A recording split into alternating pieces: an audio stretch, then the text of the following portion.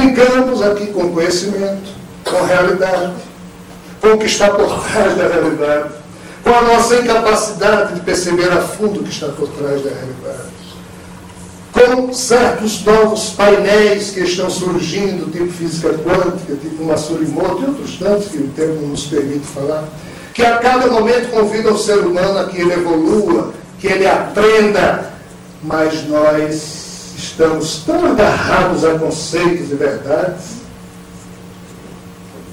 marcamos em nós mesmos aqueles pensamentos que a gente tem. Eu sei que, sei lá, ser extraterrestre não existe. Maravilha. Eu sei que espírito não existe. Maravilha. Eu acredito que espírito existe. Maravilha. Isso não muda nada da realidade. Cada definição que a gente tem apenas nos torna prisioneiros da nossa própria opinião. Nesse sentido, o que mais limita um ser humano é o conjunto das opiniões que ele tem a respeito de tudo. O bom seria não ter muita opinião. Ficar com a mente aberta, porque nós estamos vivendo um tempo em que a cada dia na humanidade surge algo muito interessante. E a gente não consegue acompanhar. Mas se a gente está cheio de verdades, tipo a viseira do nosso irmãozinho burro, no choca-roça, a gente só enxerga aquilo ali. Nós nos condicionamos só nesses 2000 aqui, e o pior, a gente não disse que não usa nem 10% do cérebro. O triste não é 10% dos 400 bi, não, é 10% só dessa pequena parcela que a gente percebe. Como é que a gente vai ter a pretensão de dizer que sabe, que tem conhecimento disso ou daquilo? Qual é o limite para o conhecimento humano?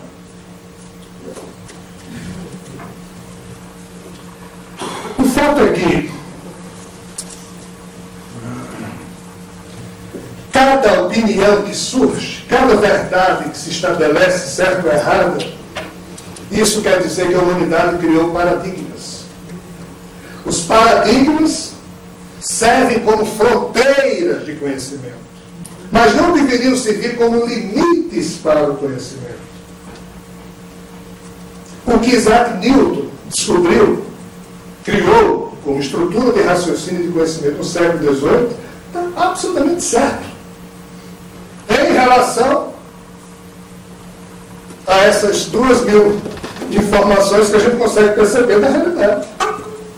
Mas na hora em que a física quântica afirma que as partículas elementares aparecem e desaparecem a cada segundo, ou milésimo de segundo. Quando elas aparecem, elas formam o que a gente está vendo aqui. Quando elas aparecem, elas estão aonde? Nas outras dimensões. Para isso aí, as leis de Newton não servem. Mas o que Newton arquitetou como conhecimento é genial. É válido, só que não é tudo, posto que nenhum conhecimento na condição humana deveria ser considerado como tudo. Qual é o problema? Não. Eu sou espírita, o espiritismo é o mais novo padrão de religião no mundo, depois do espiritismo não tem mais nada. É o último degrau da escada. Eu já escutei esse tipo de pérola. Vocês não?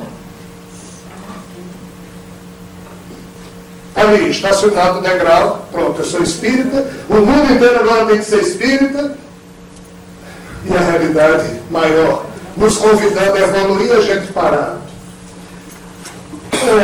Eu não sou exemplo nem para mim mesmo, então não pretendo ser exemplo para ninguém, mas essa questão da religião do amor que a gente falou hoje de manhã, por que eu tenho uma certa dificuldade em dizer eu sou dessa ou daquela religião? Primeiro que eu fui expulso de todas. Por bom comportamento, porque eu sou um sujeito de bom comportamento. Mas fui expulso de todas. Então eu decidi, o óbvio, rapaz, a vida para mim é o que? É uma estrada. A misericórdia do Pai criou uma estrada belíssima, cujo fim nem eu percebo, e cada metro que eu ando nessa estrada eu vejo mais e mais paisagens bonitas. Mas o Pai colocou também ao longo dessa estrada fontes de água para eu matar a minha sede. Aí eu chego na primeira fonte que encontro, bebo aquela água, gosto, mas aí fico naquela fonte. E fico tentando convencer todo mundo que está caminhando pela estrada da vida a parar naquela forma. Quando há toda uma estrada. E caminhar é preciso para a gente adquirir conhecimento e evoluir certo. As religiões funcionam, no meu entendimento, como sendo essas fontes que o Pai nos coloca, tipo placa de sinalização à margem da nossa estrada da vida. Eu paro sim nas religiões e bebo a água que todas elas têm para aplacar minha sede espiritual. Mas eu não fico parado. Quem fica parado é posto, pessoal. Filosofia do macaco Simão na Folha de São Paulo, mas é uma grande verdade. E a gente não sabe disso, porque a gente vive parado na inércia. Dentro dos conceitos que a gente cria. Aí o conhecimento estaciona, morre. Nós morremos em plena vida e não percebemos isso. Então esses paradigmas que Newton criou, Einstein e outros grandes homens e mulheres que deram suas contribuições científicas e filosóficas, tudo isso é válido e ainda bem que eles fizeram. Porque a evolução é progressiva. Kepler dizia que ele concebeu o que ele concebeu, que ele estava em cima dos ovos de gigantes que vieram antes dele e facilitaram o progresso, aliás, o processo de entendimento do cosmos. Então, os paradigmas deveriam servir não como verdades estabelecidas que sufocassem o progresso das ideias, mas sim como parâmetros que nos permitam seguir adiante, sabendo que aqueles parâmetros servem para determinados aspectos da vida, da realidade, mas sempre buscando novos horizontes, porque aí sim surgem novos conhecimentos e, nesse sentido, talvez não haja limites para o conhecimento. Mas se o assunto está fácil até agora, vamos bagunçar mais ainda.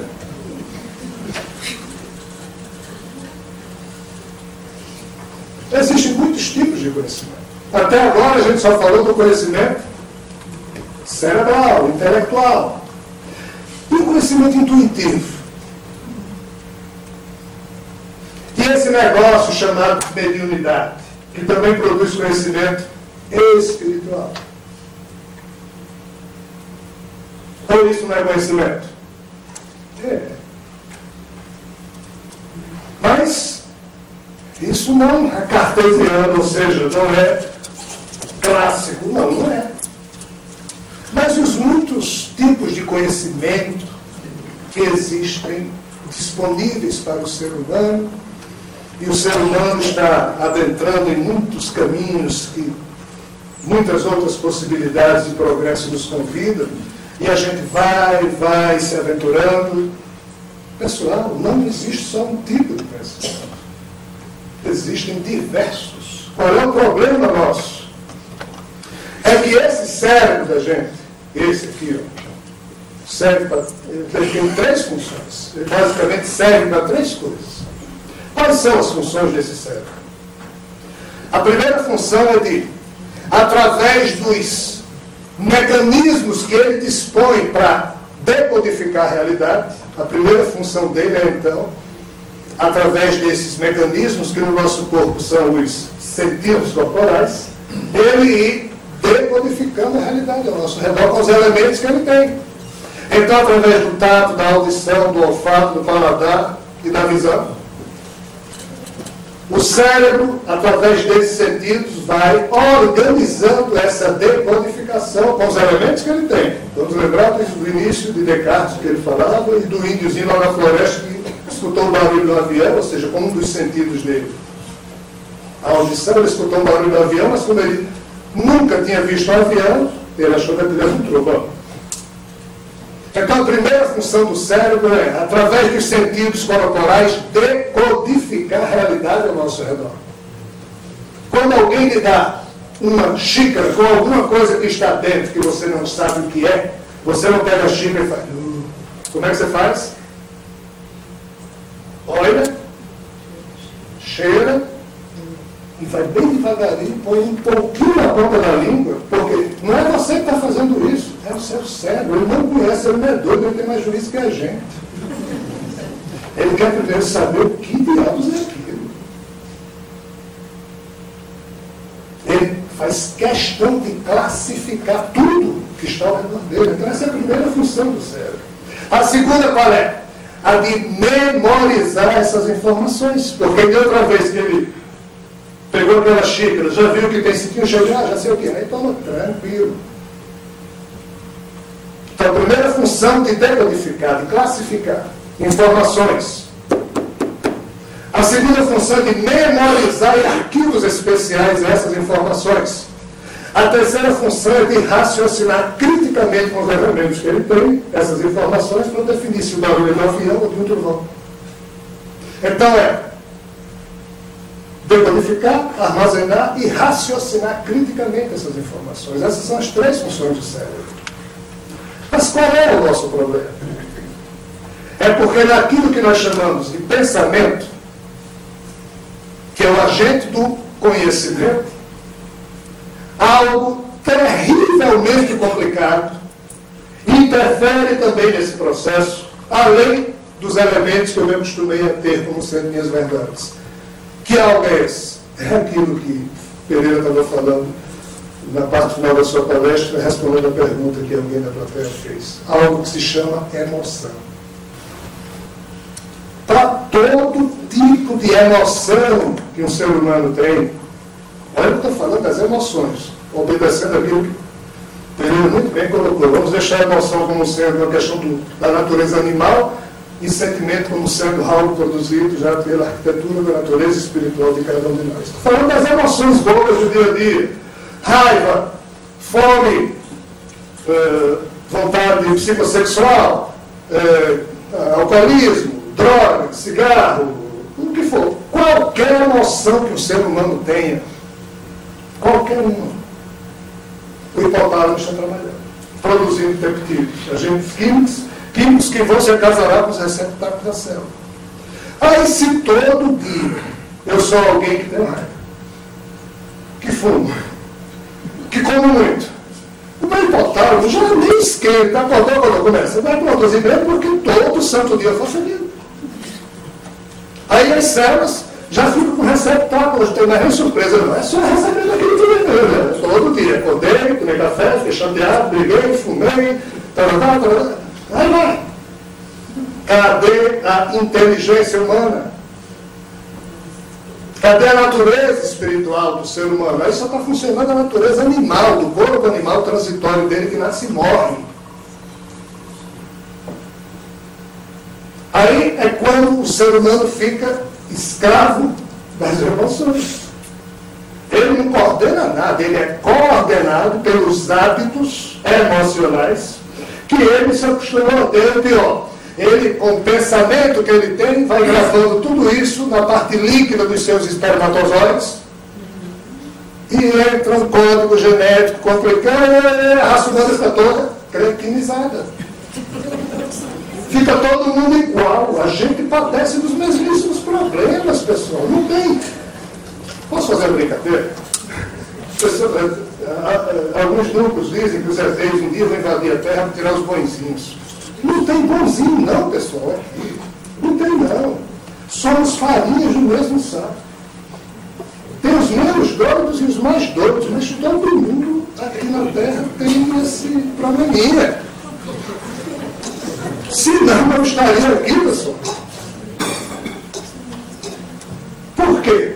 Porque nós chegamos a um ponto tal de incompetência existencial que nós tomamos da nossa soberania espiritual e a tornamos escrava de um simples processo químico que ocorre no corpo animal que nasce e morre.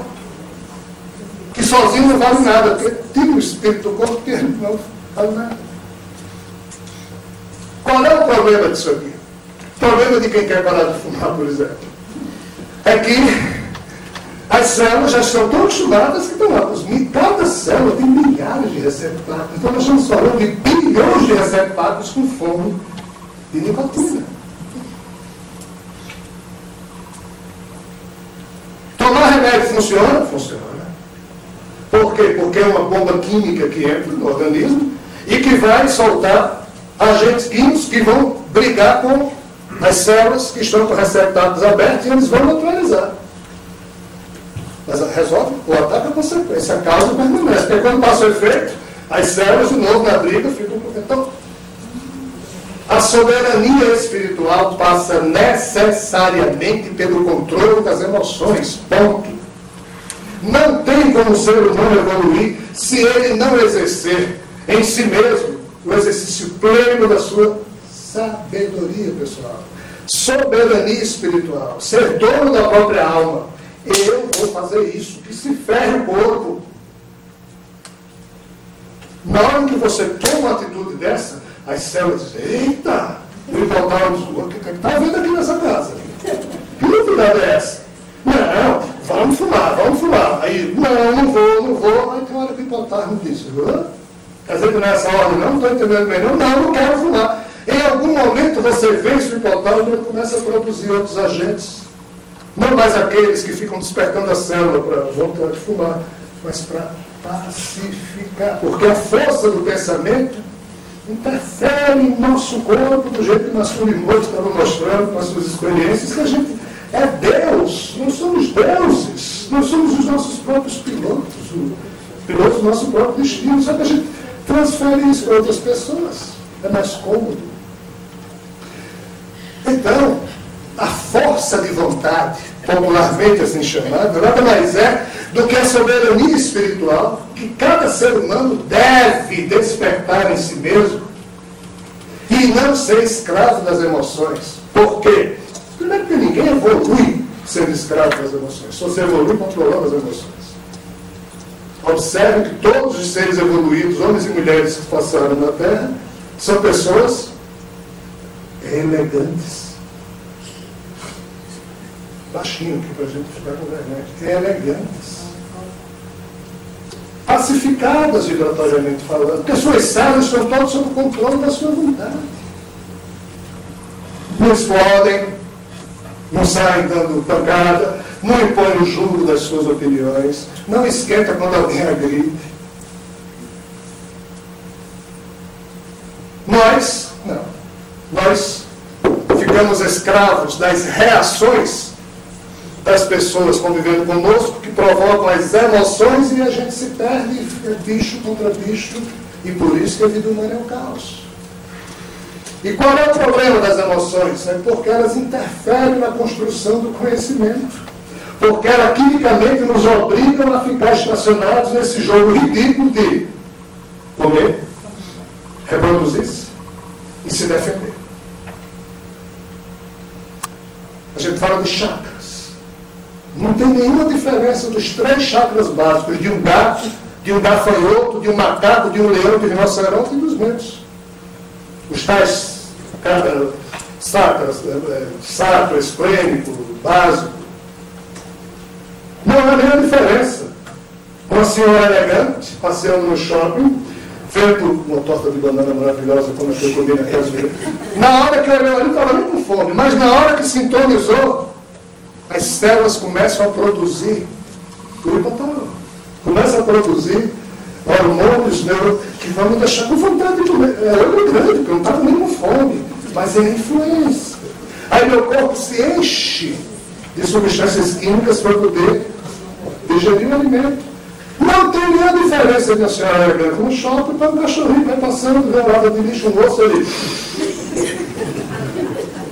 O corpinho dele se encheu de substâncias químicas, porque a química é a mesma, pessoal. São 2 corpos animais.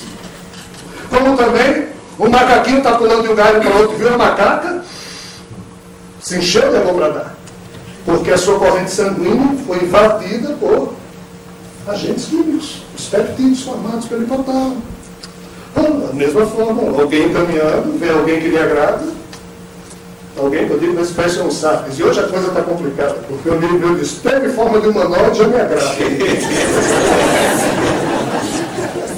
Uma espécie do sapiens, olha, o agradou, a gente também já se enche de hormônios. Não tem nenhuma diferença do macaquinho para o homem e para a mulher. Não tem. São corpos animais passando pelo mesmíssimo processo químico. Como também não tem diferença em um leão. Está dormindo, aí escuta o rugido de outro leão, ele acorda e se enche de adrenalina para dizer esse território que é meu. de alguém que está em casa, escuta o barulho na janela e diz: é um ladrão. Imediatamente se enche a corrente sanguínea de adrenalina, porque o pai da família fica predisposto a virar bicho para defender a sua prole do ladrão.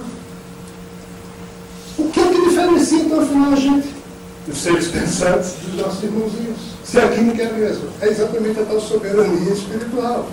Porque nós, seres humanos, temos duas naturezas que se degradiam. A natureza animal, primitiva desse corpo que nasce e morre, e a natureza espiritual da nossa alma, que é eterna.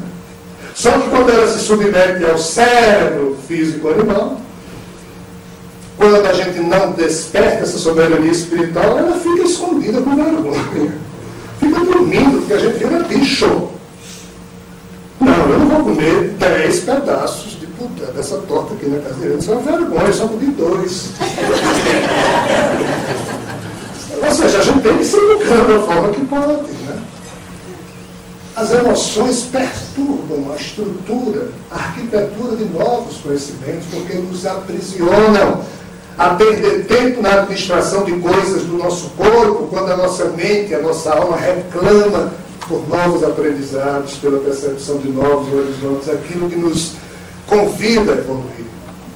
Então, pessoal, concluindo, qual é a pergunta que a gente tem que fazer?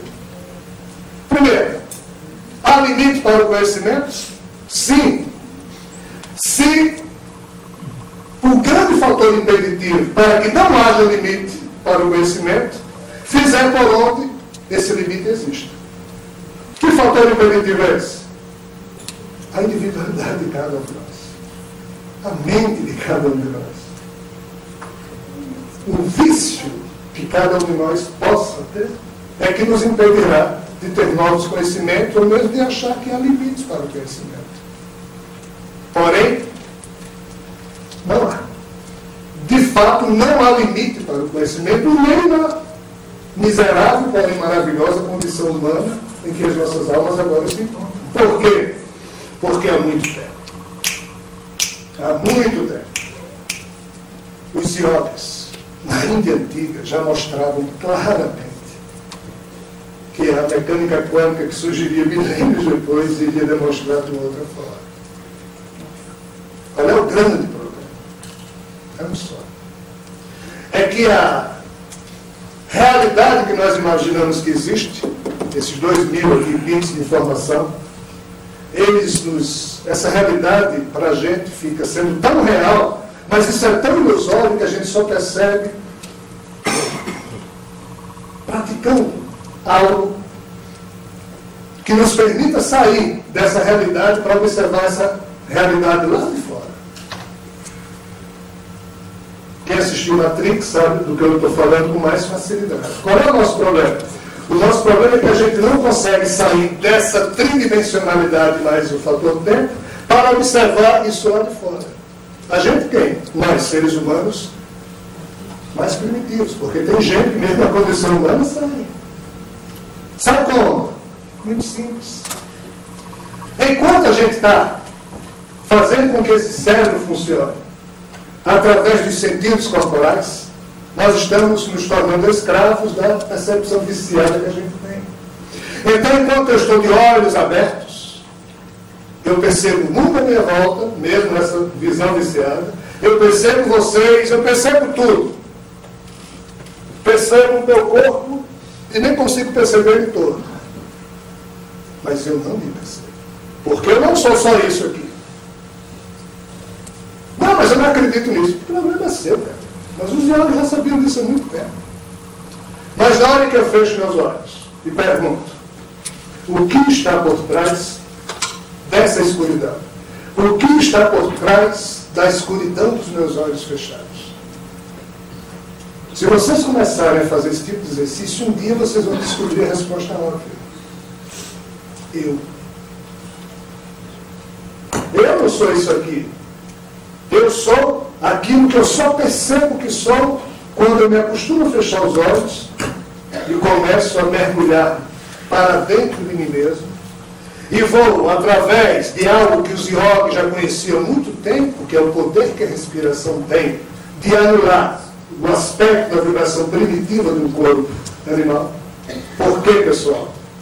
Porque os quarks e leptons que formam os prótons e nêutrons e também os elétrons que formam os átomos, que formam as moléculas, que terminam formando o nosso corpo e tudo mais que existe, esses quarks e leptons, que são as matérias mais primitivas e diminuídas a um ponto o menor possível, eles vibram de tal forma, os hindus chamam isso de prana. Kardec, com os espíritos, chamou de fluido universal. Nosso perispírito é formado pelo fluido universal de cada globo. Os hindus dizem que o nosso corpo prânico é formado pelo prana, que está por aí. O ar é prana. O ar são moléculas, átomos, quarks, elétrons, que aparecem e desaparecem.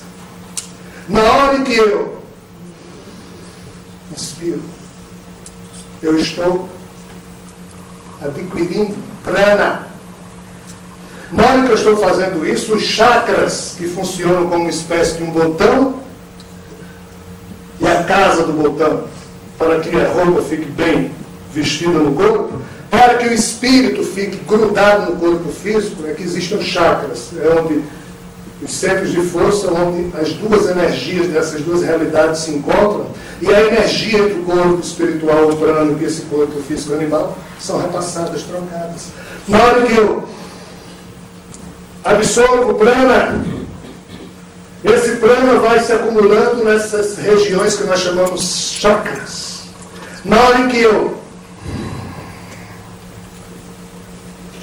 solto a respiração, na hora que eu expiro, do jeito que o meu corpo humano tem veias e artérias através dos quais o sangue circula, e se ele não circular o corpo morre, tem um infarto, seja lá o que for, esse corpo prânico teria também veias e artérias através dos quais o prana circula, e essas veias e artérias são chamadas por eles de nadis. Na hora em que eu inspiro, eu capturo o prana, esse prana se distribui no milésimo de segundo pelos meus chakras. Na hora que eu expiro, esse prana acumulado está indo, do jeito que o sangue corre pelas veias, ele está correndo pelos nadis, fortificando o meu espírito. E de tanto eu fazer isso, na prática da meditação ou da yoga profunda, com os olhos fechados, eu vou me descobrindo enquanto um ser eterno, algo além do corpo físico animal que nasceu e morre. É quando eu saio da Matrix, ou seja, quando eu saio dessa realidade aparente, desses 2 mil bits de informação, e vejo a realidade espiritual, que é exatamente parte da diferença desses 400 bilhões de bits para esses 2 mil, porque existem outras realidades também, e quanto mais esse ser, esse homem ou essa mulher, consegue liberar o seu espírito através do processo da yoga, e detalhe, a yoga é barata, não paga pedágio, você não tem que pagar o dízimo a ninguém, você não tem intermediários entre você e o Pai, não tem pastor, padre, é você como o seu eu mais profundo. Aí quando você chega num ponto desse, uma energia que está acumulada no seu corpo espiritual, a Kundalini, ela sai através do nariz e aflora na sua mente espiritual, aí você vê na sua frente dançando milhões e milhões de quarks e leptons, e com o seu poder criador você então interfere criando realidades dentro da realidade que você tiver. Jesus fazia isso, Sai Baba faz isso, os avatares fazem isso, porque chegaram a um ponto tal que a realidade espiritual dos seus corpos eternos transcendem, controlam de forma soberana a realidade animal desse corpo transitório. Quando você chega num ponto desse, qual o limite para o conhecimento? Você começa a significar a Deus, ao Pai Criador. É isso que esses seres dizem. É essa a diferença entre esses seres e nós outros. Para nós, então, o limite do conhecimento existe. Se nós fizermos por novo, existe limite para o conhecimento. Aí dependerá dos elementos que nós temos no nosso cérebro, dos vícios emocionais que nós administramos, aí ficamos escravos de uma aparente realidade que é muito pequena, diante da grande realidade que, de fato, somente os seres que transcendem a animalidade corporal ousam e conseguem perceber. Por isso que a gente chama de milagre. Aquilo que Jesus e outros seres maravilhosos fazem, como não é. É a soberania espiritual de cada um deles que exerceu de tal forma um controle sobre o corpo, que mesmo na condição humana eles vivem como de fato eles são deuses. Mesmo na condição humana eles vivem como deuses, pois que de fato eles estão unificados ao Pai. E acreditem se quiser, nós chegaremos lá. Um dia, ao longo da eternidade, o objetivo de cada um de nós é chegar a esse ponto de ter intimidade com o Pai, intimidade com o Senhor. Porém, quando e como chegar a este dia, dependerá do livre-arbítrio de cada um de nós. O livre-arbítrio é escravo da nossa incapacidade de exercer a soberania espiritual. Mas só é enquanto a gente quiser. Porque basta uma atitude pessoal e insistência que a gente inverte. E ninguém nem precisa de religião para isso. É a gente com a gente mesmo. É cada ser humano consigo próprio. É quando a gente se transforma em swami. Swami, em sânscrito, quer dizer, quando você toma do seu eu menor e unifica o eu profundo. É quando você é um só, independente de onde você estiver. Mesmo que você esteja submetido ou subordinado a um corpo menor. Então, pessoal, conhecimento só tem limite se a gente quiser. Existe um limite para o conhecimento. Mas, de fato, não há limite para o conhecimento, mesmo na condição humana, porque nós somos algo mais que essa simples condição humana menor que a gente percebe. É só a gente se esforçar para perceber que somos realmente algo mais. Bem, obrigado. Eu posso falar através de fofocas, porque por mim mesmo eu ainda não sei de nada disso, só que eu escuto. Eu estou me esforçando. Pessoal, a grande novidade que eu tenho percebido é que realmente não há limites. Não há distância entre os seres que se amam. Nem entre os que estão vivos e aparentemente mortos, nem entre os que estão vivendo nesse mundo, ou afetos da nossa alma que estão nesse momento vivendo em outros mundos. Parece que de fato não há distância entre os seres que se amam.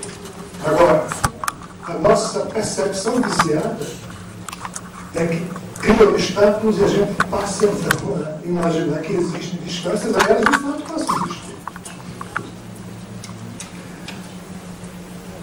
Ando desconfiado que do jeito que nós temos uma internet aqui no mundo físico, em que para que a gente possa, estando aqui em Presidente Prudente, entrar em contato com alguém que está na Austrália, a gente precisa ter um hardware, ou seja, um equipamento, e precisa ter uma senha para poder, através desse equipamento, acessar online e ficar em contato com quem está lá na Austrália. Parece que existe uma grande internet cósmica. Online. E que, para a gente acessar essa internet, precisa também dessas duas coisas. O equipamento e a senha. O equipamento cada um de nós tem,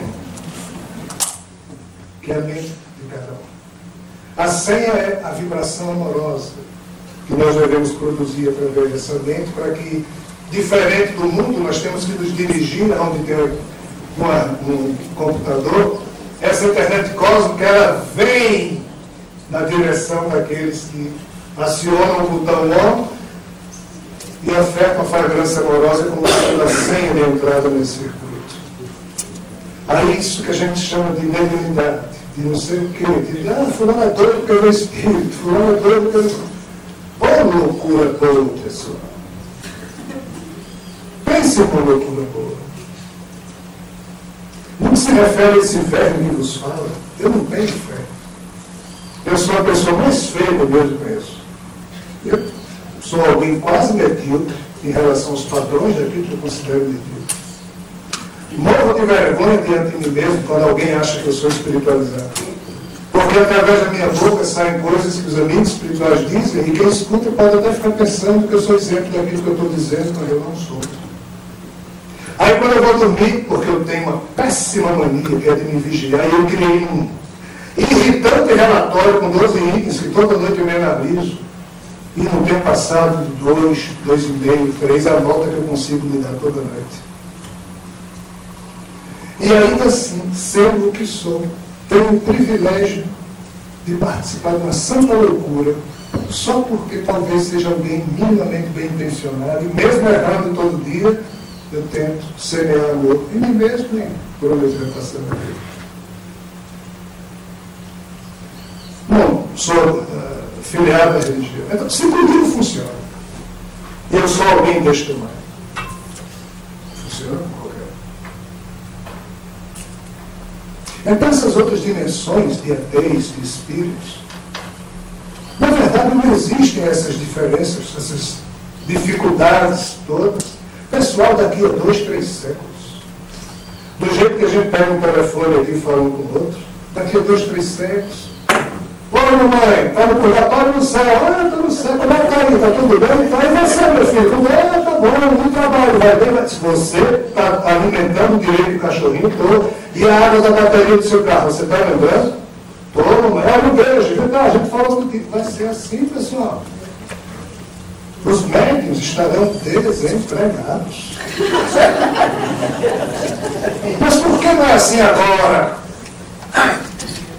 Porque, infelizmente, o amor ainda não é um combustível para mover a vida na Terra. Desencarna tanta gente com ódio de quem fica, que se essas barreiras fossem, haveria guerra de desencarnados. Não era guerra só entre encarnados. Então tudo vai ser, entre aspas, nos dado de acordo com a oferta amorosa que a gente puder dar para a beleza da vida. Os ateus é a mesma coisa. Esses irmãos nossos aí de fora, que a gente morre de medo deles, mas eles são quem morre de medo da gente, pessoal. Nós somos a única espécie dessa parte da galáxia que mata os membros da outra espécie. E da forma mais louca possível, inventando as desculpas mais piratas ainda. Até o nome de Deus a gente coloca. Nós somos as companhias desagradáveis dessa parte da galáxia. Por isso que a gente não vê tempo, a gente está em quarentena. Há muito tempo a Terra está isolada, porque os ETs têm juízo. Eles têm mais o que fazer, eles vêm aqui fazer o quê? Vai dizer o quê para a gente? Tudo que alguém podia nos dizer para evoluir, já foi dito. Próximo, Siddhartha Gautama, Jesus, Zoroastro, homens e mulheres maravilhosos, gente, eles estão só repetindo, não tem mais o que ser dito. Não, mas Deus podia fazer alguma coisa. Fazer o quê, pessoal? Não sei, pronto, agora todo mundo vai ser santo. Não é assim, não funciona assim. Existem regras emanadas do Pai. Só que a gente não leva isso a sério. Então, quem nos vê lá de fora, nos vê como doentes, doidos, ou mesmo criminosos diante das leis cósmicas. Os ETs sem futuros que de vez em quando invadem a Terra são piratas.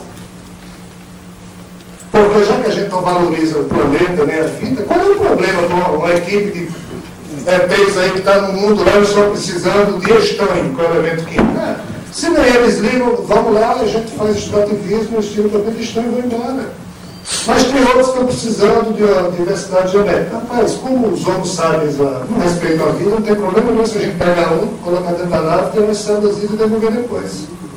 A Terra é um mundo largado, desconfederado. Por quê? Porque ninguém quer conviver com a gente. Isso é um juízo.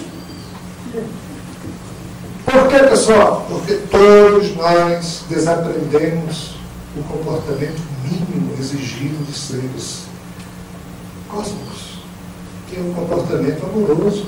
Nós nos inabilitamos nessa arte. Adoecemos até o ponto que não conseguimos amar uns aos outros com facilidade.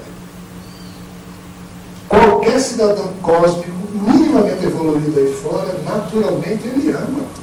Para nós, amor é quase uma ficção. A gente canta músicas que falam de amor, faz poesia, mas na prática das nossas vidas. Então, nós não temos contato com ETs até agora, Porque a Terra ainda está passando pela tal transiçãozinha que vai finalmente reintegrar. Ano que vem a gente já deve ter novidade nesse sentido. O final do isolamento já está próximo. Talvez esse ano ainda. O que é que eu estou falando? O primeiro contato oficial com esses seres. Se as fofocas que eu escuto, que Pereira e outros dois de Natal e outros cantos escutam estiverem corretas, é para já. Já não tem mais tempo. Não, mas a gente continua, mas acontece que desde 1989, quem está desencarnando já está recebendo o seu convite, ou para cair fora desse mundo e nascer em outro mundo, já que ninguém aguenta mais a figura por aqui, ou se ele for ter tempo para continuar por aqui, porque a partir de 2050 somente nascerão na Terra seres tendentes ao bem. Então essa transição está em curso. A Terra voltará a conviver com seres de fora, ainda no nosso tempo. Não convive porque os tempos ainda estão sendo administrados, mas a qualquer momento isso vai. Né?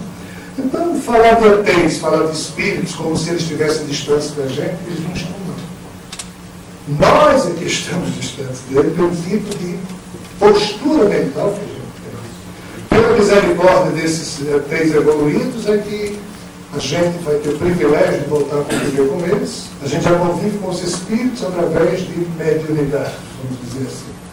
Mas tempo virá em que, do jeito que eu sou de Natal, e Pereira também, estamos aqui hoje com vocês e Presidente Prudente, tempo virá, e não está longe, em que a gente aqui da Terra não está visitando alguém lá fora e alguém lá de fora vai estar visitando a gente aqui no povo. Mas, no momento, qualquer ter que pousar uma nave no Rio de Janeiro, num bairro errado, vai ser assaltado. Vou levar o ou então pode levar um tiro ou um míssil lá. Ou seja, enquanto a Cadinice reinar, eles vão chegar aqui, mas de forma muito, vamos assim, meticulosamente organizados para evitar problema. Mas com o suceder das gerações, e é por isso que eu sempre digo, ainda bem que o Pai criou a morte. Porque tem gente que não tem mais jeito. Nessa nossa geração, tem pessoas que já não têm mais jeito, cristalizaram tanto a sua forma de pensar que só a morte poderá fazer com que ele se recupere. Ainda bem que o Pai criou a morte. Não, mas é para os outros, não para todos nós, porque nós somos farinhas do mesmo saco. Tem os mais doidinhos e bem doidinhos, mas todo mundo por aqui é doido. Tem 3 braços levantados. Vou aproveitar a oportunidade que você está com os seus amigos espirituais. A mudança, a transmutação do DNA, para mim poder transmutar o meu DNA. Dizem algumas pessoas que o DNA não muda, que o corpo carnal, o corpo animal, o DNA é fixo. Eu acredito particularmente por mim, ou quero pelo menos acreditar que eu consigo alterar o meu DNA, porque tem a nave do DNA dos extraterrestres, que eles mandam a luzinha lá piscando pra gente e entra no pescoço. O genial está no pescoço ou ele está na cintura, dependendo se for homem ou mulher.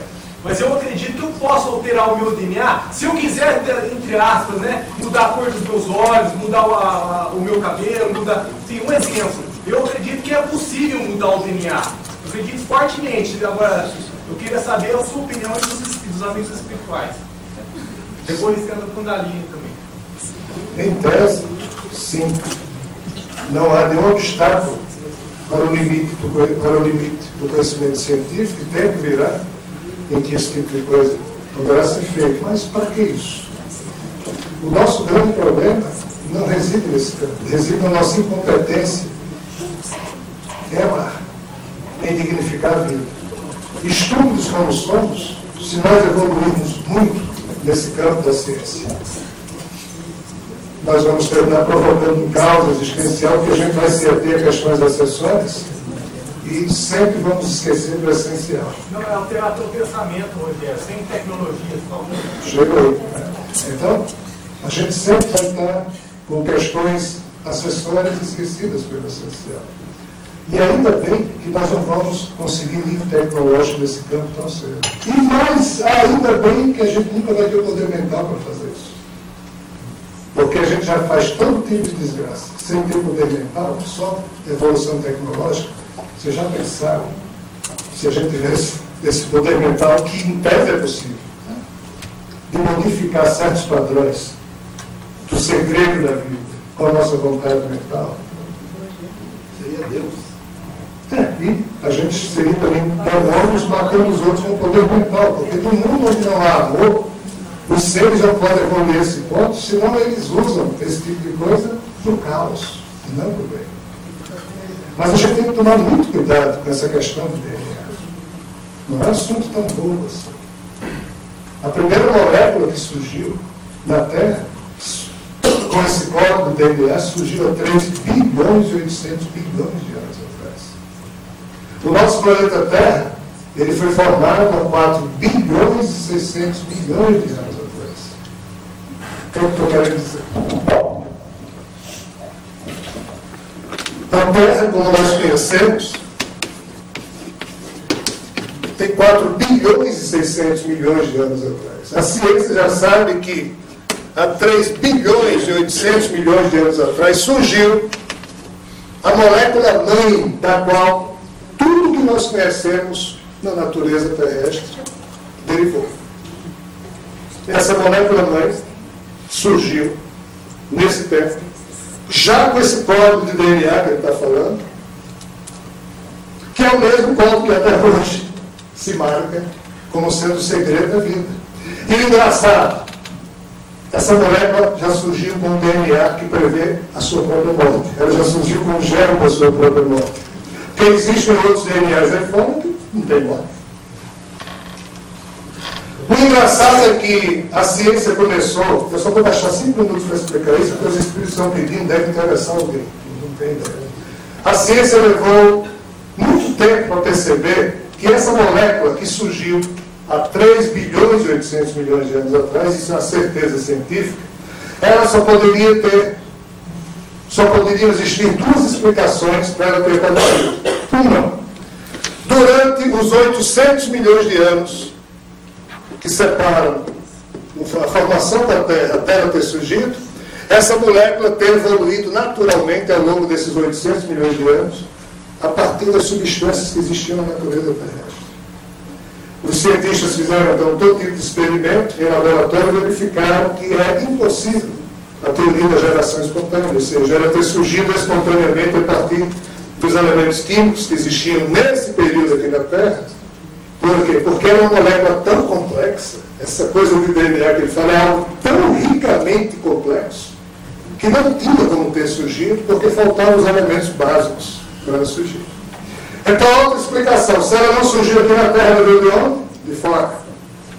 Aí surgiu a teoria da panspermia, ou seja, que essa molécula teria sido semeada aqui na Terra do jeito que um espermatozoide semeia o óvulo. Essa molécula teria sido semeada aqui na Terra através de meteoros, ou cometas, ou asteroides que caíram aqui e deixaram a molécula. Essa teoria chama-se panspermia balística. Em 1973, Dr. Francis Crick, prêmio Nobel de Biologia, porque foi ele que descobriu exatamente as hélices espiraladas do DNA. Esse senhor, repito, prêmio Nobel de Biologia, ele colocou em risco toda a sua credibilidade científica, porque ele ousou afirmar o óbvio. Ele disse, olha, de fato, essa molécula não surgiu a partir da geração espontânea. De fato, ela também, sim, de fato ela veio de fora, mas ela não veio de fora dentro de um cometa ou de um asteroide, porque ela não resistiria à viagem, nem muito menos à entrada na atmosfera e à explosão na Terra. Ela se desfiguraria. Ela teve que chegar na Terra dentro de um artefato que a protegesse. Aí os jornalistas disseram, artefato? O senhor, que é um prêmio Nobel, acredita em Deus? Eu? Não estou falando em Deus. Estou dizendo que é alguém. Então, se não é alguém, não é Deus, o senhor acredita em extraterrestre? Eu disse, eu estou dizendo o seguinte, amigo, essa molécula existe, está aí, não surgiu aqui, não veio no cometa, alguém trouxe e deixou aqui, alguém mandou para cá. Mas quem foi? Sei lá.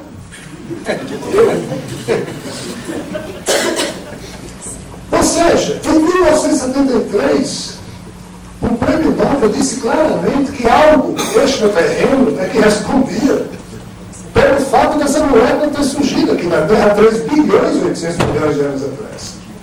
E essa molécula é a molécula mãe de todos os seres vivos que existem na Terra, inclusive dos nossos corpos carbonados.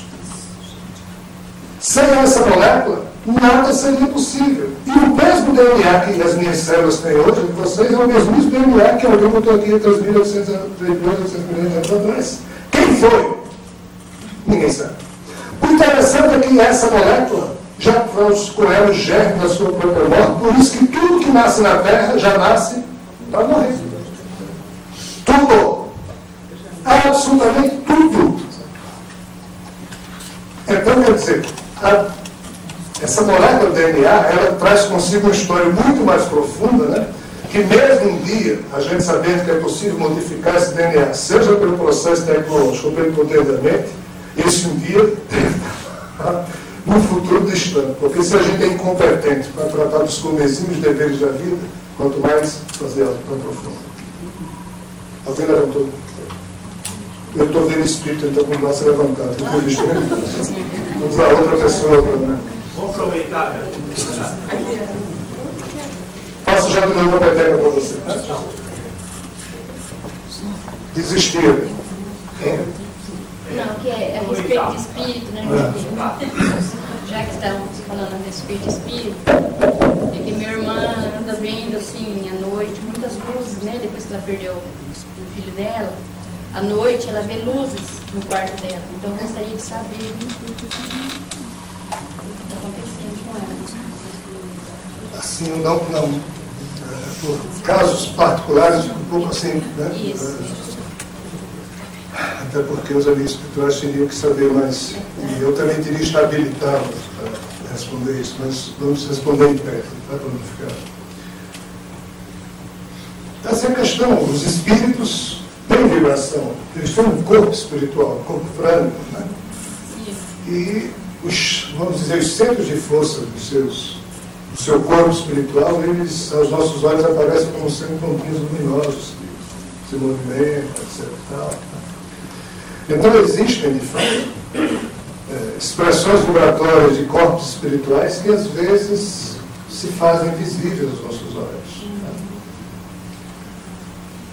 Isso, espíritos luminosos, espíritos cuja vibração ou fragrância espiritual são voltadas para o dentro. Isso só acontece promovido por um interesse maior de evolução de todos os envolvidos.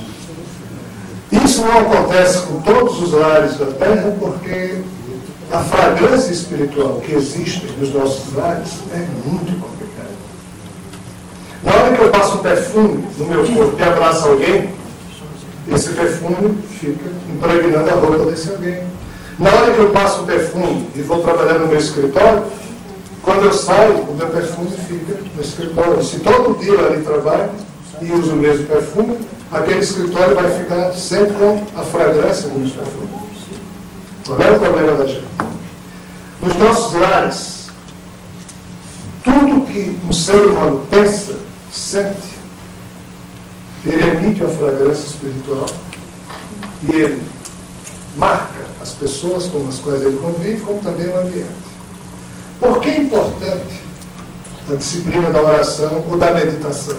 Porque na hora que a gente está orando ou meditando, por mais medíocre que a gente possa ser, mas nessa hora a gente está ativando os compartimentos da alma da melhor forma que a gente pode. Pelo menos nessa hora a gente está tentando mobilitar a existência e a gente acende um pouquinho que seja a luz da nossa alma, então a gente vai criando fragrância e essa fragrância vai ficando no ambiente. E se toda noite, entre aspas, antes de dormir eu tenho esse hábito, e se mais pessoas na minha casa também tiverem essa disciplina, a minha casa vai se enchendo dessa fragrância e os amigos espirituais transformam isso numa espécie de cerca de arame farpado que serve nas fazendas para evitar que os bichos entrem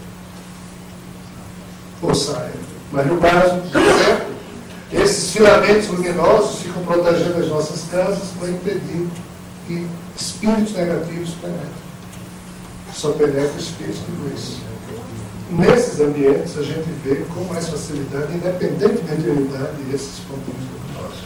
A gente vê com esses olhos. Estou falando de olho, o terceiro olho espiritual é mediunidade. Estou falando Alguns extraterrestres maravilhosos também estacionam suas naves. Se nós somos sem futuro, a gente deixa o corpo e se diz, não, por que esses seres mais evoluídos não podem parar uma navezinha escondida numa nuvem aí e se desdobrar, entrar dentro das nossas residências para matar a saudade de um companheiro que estava 600 mil anos atrás com ele, só que esse companheiro fez besteira, desceu, agora está na Terra, a gente também pode ver um vizinho.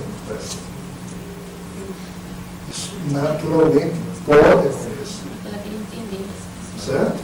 Quando ocorrem problemas nas nossas casas e há fragrância espiritual que permita, naturalmente os afetos da nossa alma nos visitam para dar força, para também deixar ali contributo das suas fragrâncias vibratórias espirituais para que mais e mais a gente consiga levar a vida adiante. Não há distância entre os seres que se amam. Os afetos da nossa alma, mesmo estando na espiritualidade, eles todo dia sabem das fofocas da gente aqui embaixo. Pena que a gente não sabe das fofocas dele lá em cima. Por que a gente não sabe? Porque infelizmente nem a situação está boa nem aqui nem lá. Porque ainda há muito desamor, ódio, de ignorância. Mas quando os seres que produzem a fragrância da ignorância, do ódio, do desamor, não mais estiverem aqui na Terra, tudo. Pessoal, Deus não criou tristeza, não. Quem criou a tristeza foi a primeira pessoa que ficou triste. Mas não foi Deus. Deus criou seus filhos e filhas. Um desses, um belo dia, inventou de ficar triste. Criou tristeza. O Pai nos dá o universo. O Pai criou a Terra, vamos assim dizer, através das suas leis.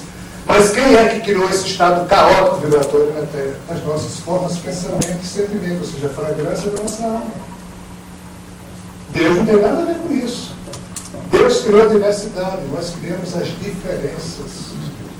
Então não é Deus que vai chegar com a flanelinha e limpar a terra, não. Nós temos que aprender a emitir uma fragrância amorosa, porque somente essa fragrância amorosa consegue.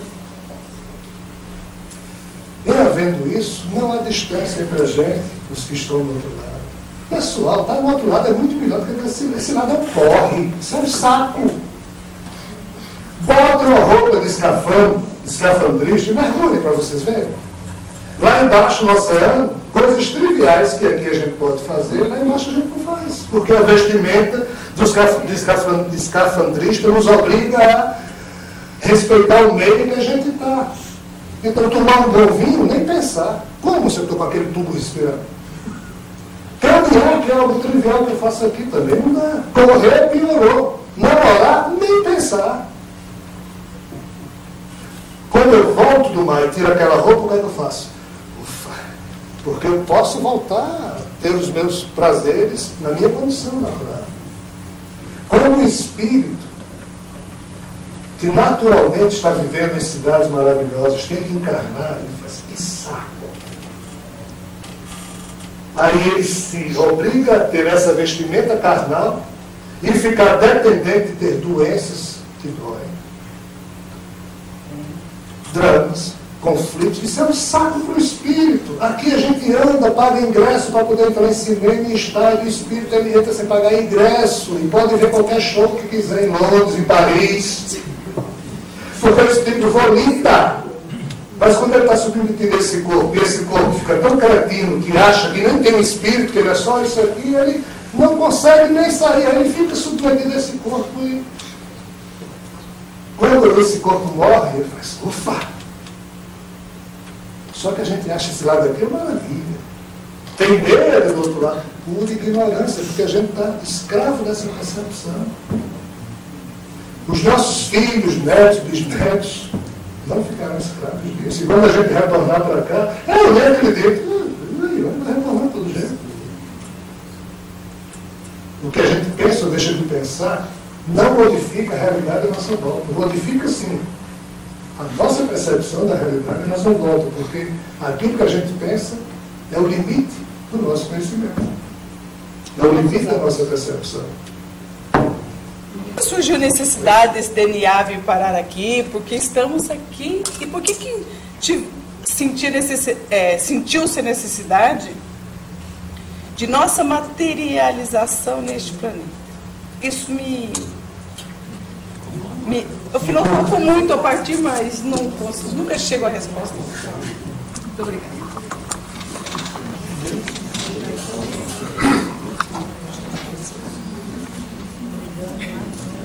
Eu vou tentar ser rápido para não fazer outra palestra, porque as perguntas dela implicam em contexto que não é tão simples assim de ser explicado em rápidas palavras, mas vamos lá.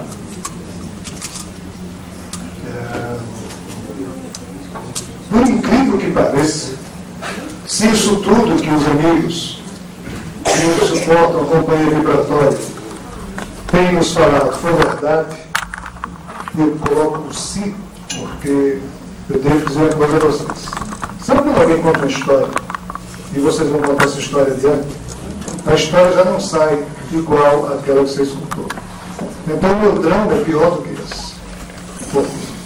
Porque eu sei que esses seres que tentam de transmitir essas notícias, do jeito que seria difícil para alguém explicar para uma criança o funcionamento de um computador, televisão, esses seres têm uma dificuldade terrível de explicar alguém na condição humana, porque esse cérebro só conhece nessa vida ele conseguiu, né? Fatos, histórias e contextos que estão em outros rincões da existência cósmica. Então, eu sei que eles não conseguem me transmitir, até da mesma forma que toda a água do mar não cabe num simples copo. Eu tenho absoluta certeza que eles não conseguem me transmitir. E eu já não entendo convenientemente o que eles tentam me transmitir. Eu já estrago aí. E a segunda etapa, meu segundo drama é quando eu vou tentar colocar isso no papel. Aí é que eu estrago mesmo, porque eu não tenho talento literário, não tenho tempo, não tenho saco, não sou escritor, não gosto disso, isso me perturba profundamente, prejudica a minha vida profissional do que dela resta. Por isso eu comecei a lançar livros com pseudônimo, porque isso foi covardia moral de minha parte, que pretendia não aparecer. Porque eu era gerente de banco. Como é que diabos um gerente de banco vai ter credibilidade se as matérias que aparecem com ele é o executivo que fala com espíritos e ateus e está anunciando a chegada de Jesus no disco voador? É assim os títulos das matérias que saem comigo. Então, qual doido ia deixar dinheiro no banco com o gerente? Esse é o meu drama.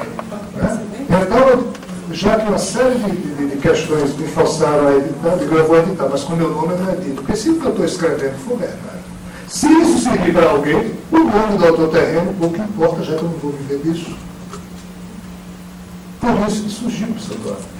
Até 1999, eu fazia isso a pedido dos espíritos e não tinha certeza se o que eu estava escrevendo estava muito certo ou muito errado.